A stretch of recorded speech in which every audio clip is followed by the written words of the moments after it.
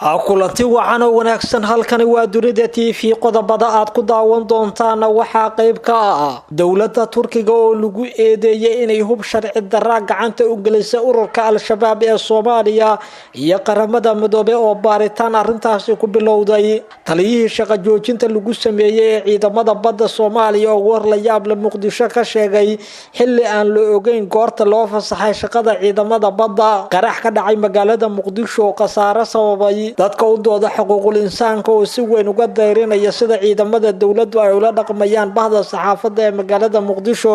xilli halkaasi wariyaal qalabkii looga qaatay kuwa kaleetana lagu jirdiray qodobadaas iyo qodobo kale oo daahsan ayaad ku daawan doontaan warka dunida TV oo diyaar garooba fadlan daawade haddii ay tahay markii kugu horeysay aad soo booqato ama ogaana subscribe saarata YouTube-kan mahadsan dawladda Turkiga ayay qaramada midowday ku eedeysay in ay hub sharci darro geeyeen Soomaaliya guddiga quburada ah ee qaramada midoobe u qaabilsan Soomaaliya oo kormeer ku haya hubka sharci darrada ee la soo geliyo dalkeena ayaa sheegay inay baarayaan markab Turkiga laga leeyahay oo lagu arkay xeeb ay maamusho al-shabaab bishii Agoosto ee sanadkii tagay ee 2021 sida uu qoray wargeyska Norega Monitor oo xiray cadeymo muujinaya arintani markabka ayaa laga leeyahay dalka Turkiga waxaana maamusha shirkadda laga leeyahay wadanka Turkiga oo fadhigeedu yahay magaalada Istanbul wax ka badan 24 saacadood ayuu ku sugnaa meel kaliya u jirta 1 mitir oo ka dhigan 1 kiiloomitir ay maamulaan al-shabaab sida ay sheegeen quburada indhaha ku haya hubka sharci darrada ee la geeyo Soomaaliya aagaas waxa la sheegay inaysan ciidamada dawladda Soomaaliya tagi karin isla markaasna dawladdu aysan gacanta ku hayn al-shabaabna ay maamulaan aagani ayaa ah cali gaduud oo u dhow cadale waxaana la sheegay in baarayaasha qaramada midoobay ay goobayaan sida ay ku suurta gashay in markaba ay leedahay dawladda wadanka Turkiga uu halkaasi tago sida muuqata shakiga waxa uu ka dhashay sababta markabku uu muddo 24 saacadood uu joogay aaga ay maamulaan ururka al-shabaab waxaana si weyn loo tumay in halkaas la geeyo hub gacanta loo geliyay kooxda al-shabaab milkiilayaasha markabka ayaa sheegay inay weerar kala kulmeen xeebaha Soomaaliya 13 Agoosto 2021 isla markaasna lagu soo rogaaciyay lagu soo riday qoriga zamanka ama loo yaqaan RPG iyo rasaasta yaryar sida uu kabtanka markabkaasi sheegay balse taas ayaa loo badinayaa inay ahayd marin habaabin maadaama la ogaaday in markabku muddo badan xeebta taagnaa isla markaasna aysan jirin wax weerar oo lagu qaaday ayadoo ay muuqataa in aysan arintani iyo sheekadan ay sheegeen shirkadda Turkiga laga leeyahay inaysan ka dhaadhicin jimciyadda qurmaha ka dhaxaysa ayaa waxa warqad rasmi ah u direen shirkadda Turkiga ee iska leh waxayna ka dalbadeen inay soo cadeeyaan waxyaabaha keenay inay tagaan biyo aaga oo ay maamulaan al-shabaab isla markaasna dawladda Soomaaliya ay tagi karin shirkadda ayaan ka soo jawaabin su'aalaha baarayaasha qaramada midoobe waxaana warbixinta loo gudbiyay golaha amniga jimciyadda qurmaha ka dhaxeeya 6 bishii Oktoobar sanadkii 2021 dawladda Turkiga wali kama hadleen dhacdadaani baarayaasha jimciyadda qurmaha ka dhaxeeya waxay muujiyeen markabku uu tagay xeebta gobolka Shabeellada Dhexe isla markaasna aan loogeyn ilaa iyo haatan waxyaabaha sababay in halkaas uu tago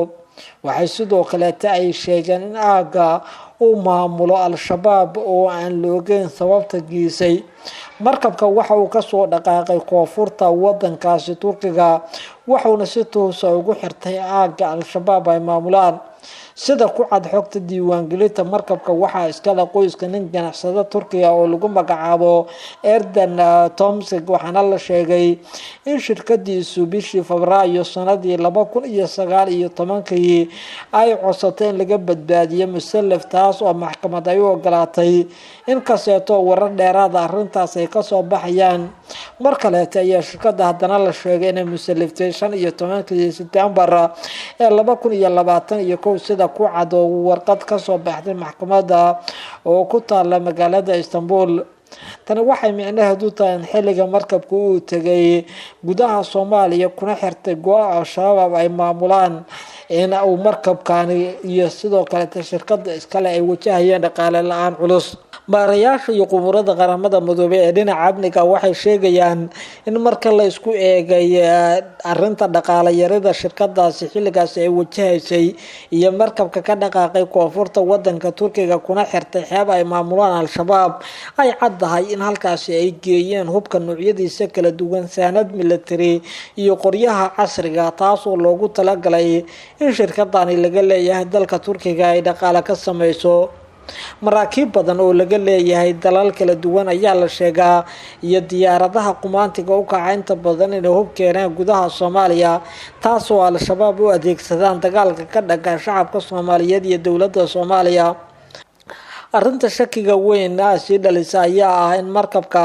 uu horay u leeyahay hay'adda Turkish oo lagu magacaabo IHH oo hadda ka hor la xiriiriyay ururka Al-Qaacida taas oo iska iibisay sanadii 2018 waxaa kale oo soo baxaya cadeymo muujinaya in IHH taageero siiso kooxaha Daacish iyo Al-Qaacida ee dalalka Ciraaq iyo Syria bishii Janaayo sanadkii 2014 dacwad oogaha Turkiga ayaa dacwadii ugu horeysay ka xareeyay hay'adani kadib markii baaritaano la sameeyay boolisku lagu ogaaday inay hub u dusiyeen jihaadiyiinta Al-Qaacida ee wadanka Syria in Turkiga hub sharci darro keeno dad badan waxay u arkaan arrin iska caadi ah marka loo eego sida shirkadaha wadanka Turkiga qaarkood dhaqaale la'aanta wajahaan waxaana suurtagal ah inay jiraan maraakiib badan oo si toos ah ugu soo xirtay xeebaha al-shabaab ay gacanta ku hayaan kadibna hub iyo saanad military gacanta u soo geliya kadibna qaata dhaqaale maadaama ay u baahan yihiin inay dhaqaale ka sameeyaan warar dheeraad ah ayaa ka soo baxaya qarax maanta lala eegtay goob ay dad shacabiyay ku sugnaayeen iyo ciidamo ka tirsan kuwa amniga qaraxa ayaa la sheegay inuu ahaa qof isku soo xiray waxyaabaha qaraxa wuxuuna ka dhacay isgoyska caalgaabta ee magaalada Muqdisho afhayeenka booliska Soomaaliyeed Cabdifataax Aadan Xasan ayaa ka warbixisay qaraxaasi oo uu fuliyay qof isku soo xiray walxaha qaraxa wuxuuna xaqiijiyay qaraxu waxyeello xoogan ay ka soo gaartay dad shacab oo xilligaas ku sugnaa goobta warbixinada aynu helay ayaa sheegaya in qaraxana la beegsaday ciidamo ku sugnaa gooba la sheegay in ay amnigeeda sugayeen uu la marayay gaari ay saarnaayeen ergo ka qayb galaysay doorashada gobolada waqooyi wadada uu qaraxu ka dhacay ayaa xirnaa sababo la xiriira doorashada kuraasta gobolada waqooyi ee ka socotay xeerada tababarka booliska ee General Kahiye sidoo kale waxaa meesha qaraxu ka dhacay taalay bar control oo laga ilaaliyo xarunta looga arrimiyo dalka madaxtooyada qasaaraha ayaa ilaa iyo haatan la sheegin balse waxaa la sheegay in dhowr qofood ay ku geeriyoodeen halka tiro kale tan ay ku dhaawacmeen dhanka kale tan ciidanka booliska Soomaaliyeed gaar ahaan kuwa gaarka ayaa lagu eedeeyay inay wariyaal halkaas tagay si ay warbixino u helaan ay dhibaateeyeen waxaa soo taraya qiladhaanta ka imaanaya dadka u dooda bahda saxaafadda iyo dadka qiimeynaya siday wax ku socdaan gudaha magaalada Muqdisho marka loo eego xorriyatul qowlka mid ka mid ah wariyaasha goobta tagay ayaa la sheegay in la jirdilay kadibna ciidamadu ay ka qaateen dhammaan agabyadii uu watay hay'adaha gaarka ah ee u dooda xuquuqul insaanka ayaa ku baaqaya in Soomaaliya si degdeg ah wax looga qabto maadaama ay caadi ka noqdeen ku xadgudubka sharciga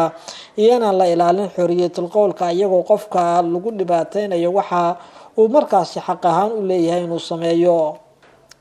magaalada Muqdisho ayaa markii ugu horeysay lagu arkay taliyaha ciidanka badda General Cabdixamiid Maxamed Dirir oo warbaahinta kula hadlayay kadib markii shaqo joojin kol horeeta lagu sameeyay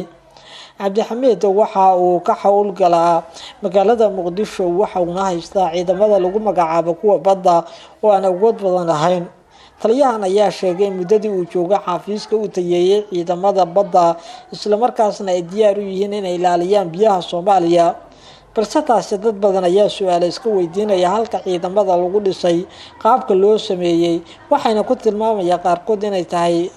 been abuur. ayaa taliyahan shaqo joojin loogu sameeyay, balse waxa ilaa iyo haatan isweydiin mudan goorta shaqada laga joojiyay, sidoo kale iyo sida dib loogu soo fasaxay iyo cidda u soo fasaxday. Soomaalidu waxay u muuqataa inay iminka sharciga dowladnimada ay kasii tilaabayaan ayagoo eegaya habka xeer jajabka. farmaajo ayaa hore u soo saaray in shaqo joojin uu ku sameeyay taliyahan kadib hadal uu Muqdisho ka sheegay oo uu ku sheegay in dhul uu lahaa ciidamada badda uu boobayo ra'iisul wasaare Roble. shaqo joojintaasi ayaa la sheegay inaysan dhaqan gelin asagoo si hoose uu shaqadiisa u watay taliye Cabdixamiid. warkaad ka daawanayseen Dunida TV waaga intaas sidaas iyo nabadgelyo.